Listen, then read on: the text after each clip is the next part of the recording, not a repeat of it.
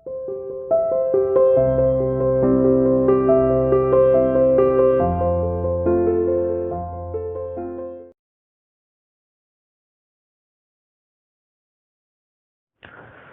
students, welcome to CR International School online study system. I hope all of you will be fine at home. Stay home, stay safe. आज हमारा revision चल रहा है। आज हमारा revision हम start करने जा रहे हैं चैप्टर 6 बैंकिंग का। तो बैंकिंग में सबसे पहला आपका टॉपिक है money creation bye the commercial bank की जो कमर्शियल बैंक होते हैं वो किस तरह से मनी सप्लाई को क्रिएट करते हैं। तो उसका पूरा प्रोसेस आज हम पढ़ेंगे। देखिए, सबसे पहले bank receive cash deposit from the people, they are called primary deposit. तो सबसे पहले होता क्या है, कमर्शियल बैंकों के पास कैश डिपॉजिट आता है जो आम जनता, आम लोग डिपॉजिट करते हैं अपना कमर्शियल बैंकों के पास। इसे हम प्राइमरी डिपॉजिट कहते हैं। ठीक है, इसी कैश का यूज करके commercial bank money supply create करते हैं। तो पहले स्टेप में क्या हुआ, कमर्शियल बैंकों के पास रुपए आ गए। मान लीजिए 1000 रुपए आ गए उनके पास, 1000 रुपए कैश रिजर्व आ गए जो कि उनका प्राइमरी डिपॉजिट है, पीडी है। Bank lend money many times more than their cash reserve. भाई अब जो बैंक है वो जो लैंड होता है यानी कि जो लोन देना होता है वो मैनी टाइम्स यानी कि कई गुना ज्यादा लोन दे सकते हैं एज देयर कैश रिजर्व। यानी कि अगर इनके पास कैश रिजर्व 1000 का है तो इस 1000 रुपए से ही वो 10,000 तक का लोन दे सकते हैं। इतनी क्रिएशन कैपेसिटी उनके पास होती है मैनी टाइम्स क्रिएट करने की।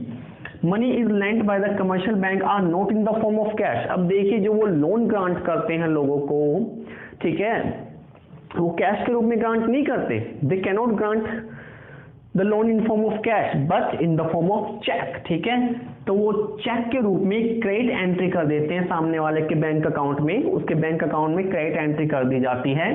ठीक है, और उसे एक चेक काट कर दे दिया जाता है बोरोवर को। तो वो चेक ही पूरे की पूरी इकोनॉमी में सर्कुलेट होता रहता है। तो these credit entry are known as secondary deposit. ठीक है, तो देखिए, जो इनिशियल डिपॉजिट आया बैंकों के पास वो तो था प्राइमरी डिपॉजिट।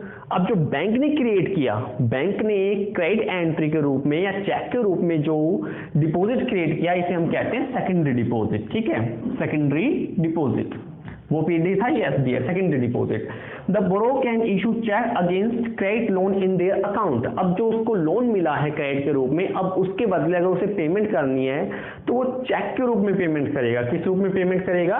चेक के रूप में पेमेंट करेगा। So this cheque circulate in the economy as a money. तो जो चेक को काट कर देगा वही मनी के रूप में पूरी की पूरी इकोनॉमी में सर्कुलेट होता रहेगा। तो इस तरह से आपको जो टोटल डिमांड डिपॉजिट है वो primary deposit plus secondary deposit के इक्वल हो जाएगा। प्राइमरी डिपॉजिट जो इनिशियल डिपॉजिट आया था कमर्शियल बैंकों के पास, सेकेंडरी डिपॉजिट जो कमर्शियल बैंकों ने खुद क्रिएट किया है by giving loan, by giving credit entry in the account of borrower. और अब बोरोवर वो चेक ही काट कर देगा, वो चेक पूरी इकोनॉमी में सर्कुलेट होता रहेगा, घूमता रहेगा, और उसे हम बैंक मनी कहेंगे। So total demand deposit with the banks are many more times. तो जो total demand deposit bank create कर देते हैं, they are many more times than their cash reserve with RBI. तो जो बैंक होते हैं वो अपने कैश रिजर्व का काफी गुना टाइम मनी सप्लाई क्रिएट कर देते हैं, because they know all will not come for the withdrawal. क्योंकि उन्हें पता है कि सारे के सारे लोग एक समय पर कैश निकलवाने नहीं आएंगे, तो इसीलिए वो लोगों के कैश का यूज करके मेनी टाइम्स लोन ग्रांट आगे कर देते हैं। देखिए, इफ एक्सपीरियंस शोज दैट, अगर बैंकों का हिस्टोरिकल एक्सपीरियंस उन्हें ये बताता है कि भाई जनरली केवल 10% लोग 10% पैसा निकलवाने के लिए आते हैं, तो बैंक करेंगे क्या, 10% को सीआरआर के रूप में, कैश रिजर्व के रूप में अपने पास रख लेंगे। बाकी जो रेस्ट 90% अमाउंट होगा उसे लोन के रूप में ट्रांसफर कर देंगे। ठीक है, all demand deposit serve as a money supply in the economy. तो जो पूरे डिमांड डिपॉजिट बैंकों ने ग्रांट किए हैं वो पूरी की पूरी इकोनॉमी के अंदर मनी सप्लाई का काम करेंगे। जैसे कैश सर्कुलेट होता रहता है ना, उसी तरह ये चेक सर्कुलेट होता रहेगा और मनी के रूप में कार्य करेगा। तो demand deposit is serve as a bank money. तो जो डिमांड डिपॉजिट है, ठीक है, जिसे सेकेंडरी डिपॉजिट कहा, वो बैंक मनी के रूप में कार्य करेगा, क्योंकि ये वो रुपया है, वो पैसा है, वो चेकेबल डिपॉजिट है जो बैंकों ने क्रिएट करे हैं। ठीक है, जो किसने क्रिएट किए हैं, बैंकों ने क्रिएट किए हैं। तो ये था आपका process of creation of money supply bye commercial bank. तो स्टेप वाइज आप ध्यान रखिए। सबसे पहले कमर्शियल बैंकों के पास कैश रिजर्व आया जो लोगों ने जमा किया, जिसे हमने प्राइमरी डिपॉजिट का नाम दिया। बैंक इस रुपए को लैंड कर देगा मेनी टाइम्स वो भी लैंड करेगा, ठीक है। Money is land bye the commercial bank not in the form of cash, cash के रूप में ग्रांट नहीं करेगा, चेक के रूप में ग्रांट करेगा, और बोरोवर के अकाउंट में क्रेडिट एंट्री कर दी जाएगी। अब बोरोवर जितनी भी पेमेंट करेगा वो चेक के थ्रू अपनी पेमेंट करेगा। इस तरह से demand deposit is equal to primary deposit plus secondary deposit के इक्वल हो जाएगा। Total demand deposit with the banks are many, जो डिमांड डिपॉजिट करते हैं बैंक्स को कई गुना कर देते हैं, क्योंकि उन्हें पता है कि सारे के सारे लोग एक बार में कैश निकलवाने नहीं आएंगे। अगर उनका हिस्टोरिकल एक्सपीरियंस बताता है भाई कि 10% लोग ही आएंगे, तो 10% पैसा अपने पास रखेंगे, बाकी लोन के रूप में ग्रांट कर देंगे। जो डिमांड डिपॉजिट बैंकों ने क्रिएट किया है वो पूरा मनी सप्लाई के रूप में कार्य करेगी, ठीक है। और अंत में जो मनी है वो काफी गुना इंक्रीज हो जाएगी, ठीक है। देखिए बेटे, अभी जो हमने मनी सप्लाई का प्रोसेस पढ़ा, अब उसे न्यूमेरिकली एक बार हम सोल्व करके देख लेते हैं। So let's take us illustration. तो उससे पहले आपको दो अजम्पशन पता होने चाहिए भाई प्रोसेस ऑफ मनी सप्लाई के। सबसे पहला अजम्पशन आपका आता है, ठीक है, कि all banking system are consider as a one unit. तो एक सिंगल बैंकिंग सिस्टम हम मानकर चलेंगे कि all banks are consider one unit. All banks are consider one unit, यानी कि there is a single banking system in a country, single banking system in the country. तो पूरी कंट्री में एक सिंगल बैंकिंग सिस्टम है। और शुरू में हम मान लेते हैं CRR मान लीजिए 10% है, यानी कि कैश रिजर्व रेशो जो है आपका वो 10% है, यानी कि 10% मनी बैंक अपने पास रखेंगे, बाकी जो रेस्ट अमाउंट बचेगा उसे मनी क्या कर देंगे बैंक्स मनी सप्लाई क्रिएट कर देंगे, ठीक है। तो इस तरह से आपको ये क्वेश्चंस करने हैं। इसके लिए आपको देखिए एक टेबल ड्रॉ करनी पड़ेगी, ठीक है। टेबल में आपको कुछ कंपोनेंट लिखने पड़ेंगे भाई। सबसे पहले हम राउंड्स बताएंगे कि कितने राउंड्स में ये टेबल आपकी फिनिश होगी, ठीक है, कितने राउंड में आपकी ये टेबल फिनिश होगी। सबसे पहला कॉलम आपका राउंड का है। राउंड के बाद जो आपका कैश डिपॉजिट आया था, ठीक है, प्राइमरी डिपॉजिट जो हमने कहा था वो है। फिर हम देखेंगे कि लोन कितने का ग्रांट करेंगे भाई ये, ठीक है, और लोन के बाद जो है वो रिजर्व कितना अपने पास रखेंगे, ठीक है। तो रिजर्व कितना अपने पास रखेंगे, तो इस तरह से ये हम इसमें आपको समझाएंगे। तो हमने मान लिया भाई दो अजम्पशन कि एक तो सिंगल बैंकिंग सिस्टम काम कर रहा है पूरे देश में, ठीक है, सिंगल बैंकिंग सिस्टम है, all banks are one unit. Second CRR 10% है, और हम मान लेते हैं, मान लो प्राइमरी डिपॉजिट शुरू में जो रुपया आया बैंकों के पास वो मान लीजिए 1000 रुपए आया। तो अब देखिए इस 1000 से बैंक कैसे मनी सप्लाई क्रिएट करता है और कितने गुना करता है। तो राउंड 1 में देखिए कैश डिपॉजिट आया इनके पास 1000 का 10% होता है कितना, ठीक है, 100 रुपए हो गए। तो 100 रुपए बैंक अपने पास रखेगा, बाकी जो 900 रुपए हैं उसका क्या कर देगा, लोन दे देगा in the form of cheque, cheque के रूप में लोन दे देगा।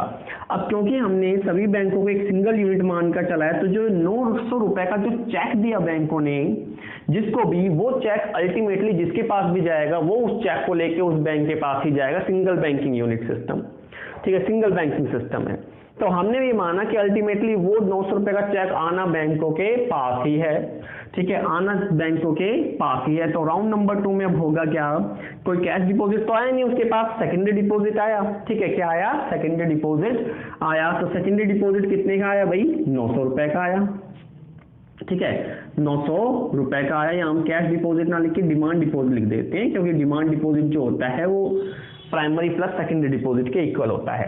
तो सेकंड केस में भी वो 900 का चेक बैंकों के पास ही आया। क्यों बैंकों के पास आया, इसीलिए मैंने पहले से अजम्पशन बता दिया, all banks are considered as a single unit. तो 900 में से अगेन 10% यानी कि 90 रुपए बैंक अपने पास रखेगा, बाकी 810 का क्या कर देगा, लोन ग्रांट कर देगा। थर्ड राउंड में फिर से यही काम होगा, 810 रुपए का चेक सिंगल बैंकिंग यूनिट के कारण वापस उसी बैंक के पास आएगा, उसमें से वो 81 रुपए का रिजर्व रखेगा, बाकी जितने भी 729 रुपीज आई थिंक बचेंगे उतने का लोन ग्रांट कर देगा। ये प्रोसेस आपका चलता रहेगा चलता रहेगा चलता रहेगा। अब ये कहाँ जाकर खत्म होगा ये देखिए, डिमांड डिपॉजिट का आपका एक फॉर्मूला बन जाएगा। डिमांड डिपॉजिट निकालने का फॉर्मूला देख लीजिए, डिमांड डिपॉजिट ये होता है 1/CRR into cash reserve. Cash reserve, इस फॉर्मूले से आपको पता लग जाएगा कि बैंक कितना मनी सप्लाई क्रिएट कर सकते हैं। तो देखिए CRR हमने माना 10%, ठीक है, 10% हमने माना है। प्राइमरी डिपॉजिट आपने लिया है 1000, 10% है तो परसेंट के लिए आपको क्या लगाना पड़ेगा 100, तो ये देखिए आपका आ गया 10,000। तो आपने देखा 1,000 रुपए से 10,000 रुपए उन्होंने सप्लाई क्रिएट कर दी, मनी सप्लाई क्रिएट कर दी, यानी कि 10 टाइम्स क्रिएट इन्होंने कर दिया। तो जब ये अंतिम क्षण आएगा लास्ट में, जब ये टेबल आपके पास आ जाएगी, ठीक है, जब सारे राउंड आपके फिनिश हो जाएंगे, तो यहाँ जो डिमांड डिपॉजिट है आपका, डिमांड डिपॉजिट है वो कितना मिलेगा आपको टोटल 10,000। कितना मिलेगा टोटल 10,000, ठीक है। तो टोटल डिमांड डिपॉजिट आपका 10,000 मिल जाएगा। तो जो कमर्शियल बैंक है वो अपनी मनी सप्लाई क्रिएट कर देंगे इस तरह से, ठीक है। तो इस तरह से वो मनी सप्लाई क्रिएट कर देते हैं। इसके लिए आपको अपना CRR पता होना चाहिए, टोटल डिपॉजिट पता होने चाहिए, ठीक है। लोन जाएंगे कितने के 9,000 के, रिजर्व इनके पास कितना रहेगा 1,000 रहेगा। तो इस तरह से आपको ये सारे काम करने पड़ेंगे, ठीक है। डिमांड डिपॉजिट का मैंने आपको फॉर्मूला बता दिया, 1/CRR इंटू कैश रिजर्व, ये होता है आपका फॉर्मूला, ठीक है। तो cash balance with commercial bank which is the use as a cushion money for the creation of credit. तो जो कैश रिजर्व इनके पास आता है वो इसे क्यूशन के रूप में इस्तेमाल करके क्रेडिट क्रिएट करते हैं। और CRR जो आपका होता है, ठीक है, कैश रिजर्व रेशियो जिसे हम कह रहे हैं, CRR और मनी सप्लाई में कैसा संबंध होता है, रिवर्स संबंध होता है। क्यों भाई, जितना ज्यादा CRR होगा, यानी कि जितना ज्यादा आप कैश रिजर्व करोगे, बैंकों की मनी क्रिएशन कैपेसिटी उतनी कम होती चली जाएगी, ठीक है। तो CRR और जो मनी सप्लाई होती है उसमें नेगेटिव संबंध होता है भाई। तो जितना कम CRR रखोगे उतनी हाई मनी सप्लाई क्रिएट हो जाएगी, जितनी हायर CRR रखोगे उतनी लो मनी सप्लाई क्रिएट आपकी हो जाएगी। तो ये था आपका पूरा का पूरा प्रोसीजर, ठीक है, जिससे जो कमर्शियल बैंक होते हैं वो मनी सप्लाई क्रिएट करते हैं। ओके, देखिए स्टूडेंट्स, नेक्स्ट टॉपिक है आपका CRR एंड क्रेडिट मल्टीप्लायर, ठीक है। CRR और क्रेडिट मल्टीप्लायर क्या होता है, सबसे पहले तो CRR के बारे में बात करते हैं। CRR होता है cash reserve ratio, cash reserve ratio. देखिए कमर्शियल बैंकों के पास जितना भी कैश आता है टोटल, उसकी एक पर्टिकुलर परसेंटेज उन्हें RBI के पास डिपॉजिट करानी पड़ती है, उसे हम कैश रिजर्व रेशो कहते हैं। So CRR refers to the percentage of cash reserve deposit by the commercial bank with RBI। तो आपने देखा कि CRR में टोटल कैश रिजर्व का एक पर्टिकुलर परसेंटेज उन्हें RBI के पास जमा करना पड़ता है। And who decided that CRR, RBI is decided. कौन डिसाइड करता है, RBI डिसाइड करता है। कमर्शियल बैंक देमसेल्फ खुद डिसाइड नहीं कर सकते कि कितना वो कैश अपने पास रखेंगे, ठीक है। तो वो खुद डिसाइड नहीं कर सकते, खुद डिसाइड नहीं कर सकते।